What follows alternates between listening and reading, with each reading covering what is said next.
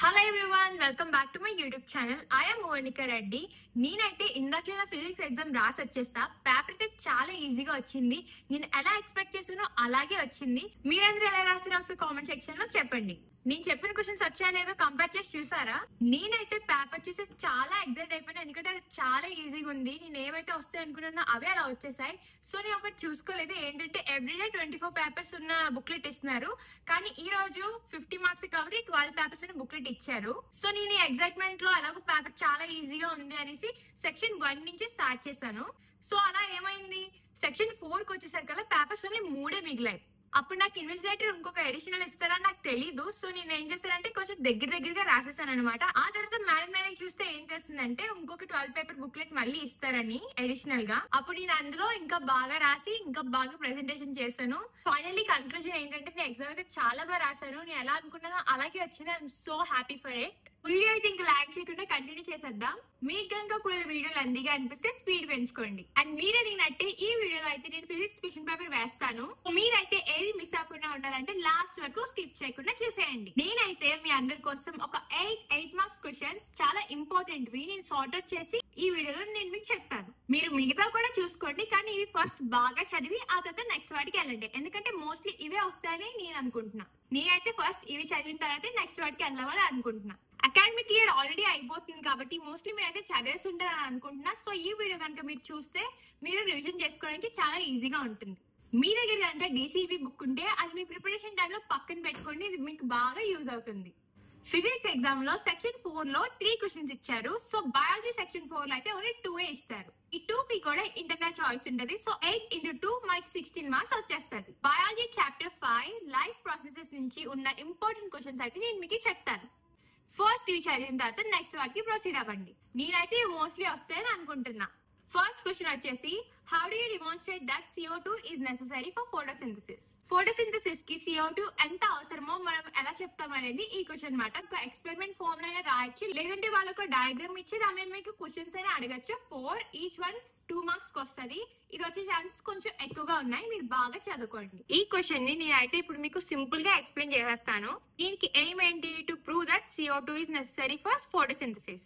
దీనికి కావాల్సిన అపారటస్ ఏంటంటే 2 similarly sized plants, 2 bell jars, 2 glass plates, ఒక watch glass, potassium hydroxide, vaseline, ఇంకా డైల్యూట్ అయోడిన్. ఫస్ట్ మనం ఏం చేయాలంటే ఆ 2 ప్లాంట్స్ ని కూడా ఒక 3 days వరకు ఒక డార్క్ రూమ్ లో పెట్టేయాలి. ఇలా చేయడం వల్ల ఏమవుతుందంటే స్టార్చ్ అంతా రిమూవ్ అయిపోతుంది, ఎందుకంటే అక్కడ సన్లైట్ ఉండదు కాబట్టి. ఆ 3 days తర్వాత ఆ రెండింటిని ఒక డిఫరెంట్ గ్లాస్ ప్లేట్స్ లో పెట్టి ఒకదానికి A and B అని నేమ్ చేయాలి. ఏ దానికి మీరు ఒక వాచ్ గ్లాస్ లో పొటాషియం హైడ్రాక్సైడ్ వేసి ఆ ప్లేట్ లోనే పెట్టాలి. పెట్టిన తర్వాత ఈ రెండింటికి బెల్ జార్స్ తో మూసేయాలి. మూసేసిన తర్వాత నీట్ గా వాజ్లైన్ తో సీల్ చేయాలి, ఎయిర్ వెళ్లకుండా ఉండడానికి. ఈ తర్వాత ఈ రెండింటిని కూడా 2 hours పాటు సన్లైట్ లో ఉంచాలి. సన్లైట్ లో ఉంచిన తర్వాత తెచ్చుకొని దాంట్లోంచి ఒక్కొక్క లీఫ్ ప్లక్ చేయాలి. ప్లక్ చేసి ఈ రెండింటిని కూడా డైల్యూట్ అయోడిన్ లో ముంచి కొంచెంసేపు ఉంచాలి. ఆ తర్వాత మీరు ఏం అబ్జర్వ్ చేస్తారంటే ఏ ప్లాంట్ లో లీఫ్ ఉంటది కదా, అది బ్లూ ఆర్ బ్లాక్ కలర్ లోకి మారుతూ, ఎందుకంటే అందులో స్టార్చ్ ఉండదు కాబట్టి. కానీ ప్లాంట్ B లో leaf blue or black colour లోకి మారిపోతుంది, ఎందుకంటే ప్రెసెన్స్ ఆఫ్ స్టార్చ్ ఉంది కాబట్టి. దీన్ని బట్టి మనం ఏం తెలుసుకుంటాం అంటే CO2 is necessary for photosynthesis.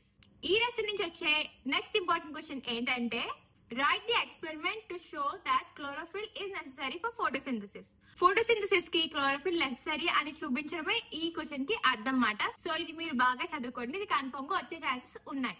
ఈ క్వశ్చన్ కి ఏం వచ్చేసి to prove that chlorophyll is essential for photosynthesis. దీనికి కావాల్సిన మెటీరియల్స్ వచ్చేసి a potted plant with variegated leaves.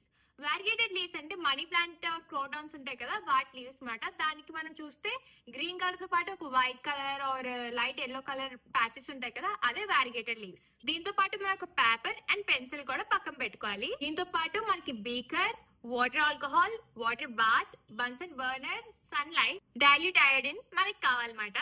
First ఏం చేయాలంటే ముందు క్వశ్చన్ లో చేసినట్టే ఈ ప్లాంట్ ని డార్క్ రూమ్ లో పెట్టాలి ఫర్ 3 days. అప్పుడు స్టార్చ్ అంతా యూజ్ అయిపోతుంది కాబట్టి. ఆ తర్వాత దీన్ని మనం మళ్ళీ సన్లైట్ లో ఒక 6 hours వరకు ఉంచాలి. ఉంచిన తర్వాత మళ్ళీ ఒక లీఫ్ ప్లక్ చేసి దాని మీద ఉన్న గ్రీన్ అండ్ వైట్ కలర్ దాన్ని బాగా ట్రేస్ చేసి ఒక పేపర్ మీద గీయాలి. ఇప్పుడు మనకు కొన్ని మినిట్స్ వరకు ఈ లీఫ్ ని బాయిలింగ్ వాటర్ లో డిప్ చేయాలి. దీని తర్వాత దాన్ని వాటర్ ఆల్కహాల్ ఉన్న కంటైనర్ లో పెట్టేయాలి. పెట్టేసిన తర్వాత ఒక వాటర్ బాత్ దగ్గర తీసుకెళ్లి ఈ కంటైనర్ దానిపైన పెట్టి దాన్ని ఇంకా బాయిలింగ్ చేయడం స్టార్ట్ చేయాలి. అప్పుడు ఏమవ్వాలంటే అక్కడ ఉన్న ఆల్కహాల్ అంతా బాగా బర్న్ అవ్వాలన్నమాట. ఆ తర్వాత ఈ లీఫ్ ని తీసుకొచ్చి డైల్యూట్ అయోడిన్ సొల్యూషన్ లో పెట్టాలి. ఎలా పెడతాం అంటే అది ఫుల్ గా మునిగిపోవాలి. అలా కొంచెం అబ్జర్వేషన్ కోసం ఉంచాలి. ఆ తర్వాత మనం ఏం అబ్జర్వ్ చేస్తామంటే ఈ లీఫ్ మీద blue and black colour patches ఉంటాయి. అలాగే వైట్ కలర్ కలర్లెస్ ప్యాచెస్ కూడా ఉంటాయి. ముందు చేసిన ట్రేసింగ్ తో కంపేర్ చేస్తే ఈ blue and black colour patches అనేవి ఒక గ్రీన్ కలర్ ఏరియాస్ మాట ముందు దాంట్లో. దీన్ని బట్టి మనం ఏం కన్క్లూడ్ చేయాలంటే ఈ గ్రీన్ కలర్ ప్యాచెస్ లో క్లోరోఫిల్ ఉంది మాట. అందులో స్టార్చ్ ఉంటది and it is useful for photosynthesis. And మనం అయితే ఎప్పుడు దాన్ని అయోడిన్ తో టెస్ట్ చేసామో అది బ్లూ ఆర్ బ్లాక్ కలర్ లోకి మారిపోయింది. అంతే గాయస్, ఈ క్వశ్చన్ ఇంత సింపుల్. మీరు కొంచెం బాగా చదువుకోండి. మీరు కూడా ఇలాగే అర్థం చేసుకొని మీ ఓన్ వర్డ్స్ లో రాస్తే చాలా ఈజీగా ఉంటుంది. నెక్స్ట్ క్వశ్చన్ వచ్చేసి నెక్స్ట్ చాప్టర్ 6 లో కంట్రోల్ అండ్ కోఆర్డినేషన్ లో కూడా 2 మోస్ట్ ఇంపార్టెంట్ క్వశ్చన్స్ అయితే ఉన్నాయి. వాటిలో ఫస్ట్ వన్ ఏంటంటే how do you show phototropism in plants, describe the procedure of the experiment. అంటే ప్లాంట్స్ లో ఫోటోట్రోపిజం ఎలా ఉంటుందో చూపించమంటమే యాక్టివిటీ యొక్క థీమ్ అనమాట. సో ఇది అయితే మనం చాలా సార్లు చదివాము. సో ఈ క్వశ్చన్ లో అయితే ఫోటోట్రోపిజం ప్లాంట్స్ లో ఎలా అవుతుందని మనం బాగా ఎక్స్ప్లెయిన్ చేయాలన్నమాట. ప్లాంట్ లైట్ టువర్డ్స్ బెండ్ అవడమే ఫోటోట్రోపిజం. ప్లాంట్ లో 2 పార్ట్స్ ఉంటాయి, షూట్ అండ్ రూట్. షూట్ ఎప్పుడు పాజిటివ్ ఫోటోట్రోపిజం చూపిస్తుంది అండ్ రూట్ ఎప్పుడు నెగటివ్ ఫోటోట్రోపిజం చూపిస్తుంది. అంటే షూట్ కి టోటల్ ఆపోజిట్ రూట్ మాట. ఒకవేళ లైట్ ఇక్కడ ఉండి ప్లాంట్ ఇక్కడ ఉంటే అది అటువైపే గ్రో అవుతూ ఉంటది. అదే ఫోటోట్రోపిజం. ప్లాంట్స్ లో ఫోటోట్రోపిజం ఆక్సిజన్ అనే హార్మోన్ ద్వారా జరుగుతుంది. ప్లాంట్ కి ఒక సైడ్ లైట్ పడితే షేడీ సైడ్ అంతా ఆక్సిజన్ ఎక్కువగా ఉంటుంది అన్నమాట. సో ఆ షేడీ సైడ్ లో గ్రోత్ అంతా ఆక్సిజన్ ప్రమోట్ చేస్తుంది. సో ఇటు పక్క గ్రోత్ అంతటికి కారణం ఆక్సిజన్. సో ఈ ఆక్సిజన్ హార్మోన్ ఇలాగా షేడీ సైడ్ లో గ్రోత్ చేయడం వల్లే మనకి ప్లాంట్ లైట్ టువర్డ్స్ బెండ్ అవుతున్నట్టు కనబడుతుంది. అంతే ఈ ఆన్సర్. ఇంత సింపుల్ గా మీరు ఫోటోట్రోపిజం ఈజీగా రాసేయచ్చు. మీరు ఇంకా దీన్ని ఎలాబరేట్ చేసుకొని 8 to 12 పాయింట్స్ వరకు మీరు లాగచ్చు, మీరు బాగా టెక్స్ట్ బుక్ చదివితే. అండ్ దీనికి ఇలాంటి డయాగ్రామ్ ఒకటి వేయగలిగితే వేయండి, చాలా ఈజీ కూడా. అండ్ దీన్ని మీరు ఇంకా సింప్లిఫై చేసి కూడా గీయచ్చు, చాలా ఈజీ. అండ్ ఈ క్వశ్చన్ అయిపోయింది. నెక్స్ట్ ఇంపార్టెంట్ క్వశ్చన్ వచ్చేసి how does chemical coordination అక్కర్ in plants. Plants లో కెమికల్ కోఆర్డినేషన్ ఎలా అవుతుందని మనం బాగా ఎక్స్ప్లెయిన్ చేసి రాస్తే మనకి ఈజీగా 8 మార్క్స్ వచ్చేస్తాయి. దీనికోసం మీరు టెక్స్ట్ బుక్ కొంచెం బాగా చదువుకోండి, ఇంకా మీ టీచర్ ఇచ్చిన నోట్స్ కూడా బాగా ఫాలో అవ్వండి. ఇదైతే మీరు బాగా రాసిస్తారు. సో ఇదైతే మనకి వచ్చేసి చాలా ఎక్కువ ఉన్నాయి. సో ఈ క్వశ్చన్ లో అయితే కెమికల్ కోఆర్డినేషన్ ప్లాంట్స్ ఎలా అవుతుంది అని మనకి అడిగారు. ఇది ఈజీగా మీకు ఎక్స్ప్లెయిన్ చేస్తా. ప్లాంట్స్ యొక్క గ్రోత్, డెవలప్మెంట్, ఇంకా ఎన్విరాన్మెంట్ కి రెస్పాన్సెస్ ఇవన్నీ ఒక కెమికల్ హార్మోన్స్ ద్వారా కంట్రోల్ అవుతాయి. సేమ్ హ్యూమన్స్ లాగే ప్లాంట్స్ హార్మోన్స్ ని ఫైటో హార్మోన్స్ అని అంటారు.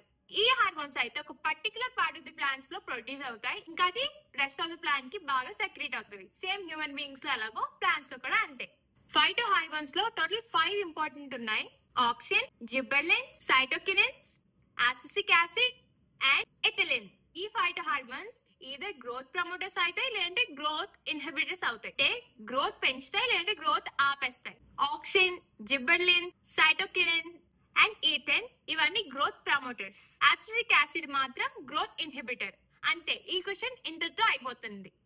మీరు ఇంకా మీ ఓన్ వర్డ్స్ లో బాగా డెరివేట్ చేసుకొని రాసుకునే బట్టి మీకు మంచి మార్క్స్ వస్తాయి. నెక్స్ట్ క్వశ్చన్ కి వెళ్దాం. Next chapter 7 how do organisms reproduce. ఇందులోంచి కూడా కొన్ని ఇంపార్టెంట్ క్వశ్చన్స్ ఉన్నాయి. ఈ లెసన్ నుంచి అయితే టోటల్ 3 ఇంపార్టెంట్ క్వశ్చన్స్ ఉన్నాయి. అవి ఏంటంటే describe the procedure followed by you in your school laboratory to observe the spores in bread moulds. Bread mould activity మన అందరికి చాలా ఈజీగా వచ్చేసింది. ఇదైతే చాలా ఈజీ, మనం చాలా ప్రాక్టీస్ చేస్తాం. స్పోర్స్ డయాగ్రామ్ వేయాలి, ఇది ఎలా డిస్పోజ్ అవుతుంది ఎయిర్ లోంచి, మళ్ళీ ఎలా రీజనరేట్ అవుతుంది అనేది ఇందులో ఉంటది అనమాట. ఇది మీరు బాగా రాస్తే మీకు ఈజీగా 8 మార్క్స్ వచ్చేస్తాయి. సో ఈ క్వశ్చన్ లో అయితే మనం బ్రెడ్ మౌల్డ్ ని మన ల్యాబ్ లో ఎలా అబ్జర్వ్ చేస్తాం అనేది మనం రాయాలన్నమాట. ఇదే మన ఎయిమ్ కూడా. దీనికి కావాల్సిన మెటీరియల్స్ ఏంటంటే ఒక moist slice of bread, petri dish, ఇంకా magnifying glass. First of all మనం ఒక పీస్ ఆఫ్ బ్రెడ్ ని మాయిస్ట్ చేసి దాని ఒక డార్క్ వార్మ్ ప్లేస్ లో ఒక 1 or 2 days పెట్టి వదిలేయాలి. దాన్ని బాగా తడిపేసి ఒక పెట్రీ డిష్ లో అయినా ఏదో ఒక డిష్ లో పెట్టి ఒక కబోర్డ్ లోనో దేంట్లోనో కిచెన్ లోని కబోర్డ్ లో బాగా పెట్టి తలిపేసేసి అది ఇంకా డిస్టర్బ్ చేయకూడదు ఫర్ 1 or 2 days. ఆ తర్వాత ఈ సర్ఫేస్ ని మనం ఒక మ్యాగ్నిఫైయింగ్ గ్లాస్ తో బాగా అబ్జర్వ్ చేయాలి. అబ్జర్వ్ చేస్తే మనకు తెలిసింది ఏంటంటే ఆ బ్రెడ్ స్లైస్ అంతా ఒక వైట్ కాటన్ మాస్ తో కవర్ అయి ఉంటది అనమాట. ఇదంతా ఏంటంటే బ్రెడ్ మౌల్డ్. దీన్నే మైసీలియం ఆఫ్ రైజోపస్ అని కూడా అంటారు. ఒక ఫ్యూ డేస్ మళ్ళీ దీన్ని అలా వదిలేస్తే ఇది బ్లాక్ కలర్ గా అయిపోతుంది. సో ఈ మైసీలియం అయితే అసెక్షువల్ రీప్రొడక్షన్ ద్వారా స్పోరెంజియాగా మారిపోతుంది. ఒక్కొక్క స్పోరెంజియా హండ్రెడ్స్ ఆఫ్ బ్లాక్ స్పోర్స్ తో కంటైన్ అయి ఉంటుంది అనమాట. ఇవైతే ఎయిర్ ద్వారా డిస్పర్స్ అయిపోయి రీజర్మినేట్ అవుతూ ఉంటాయి అండర్ ఫేవరబుల్ కండిషన్స్.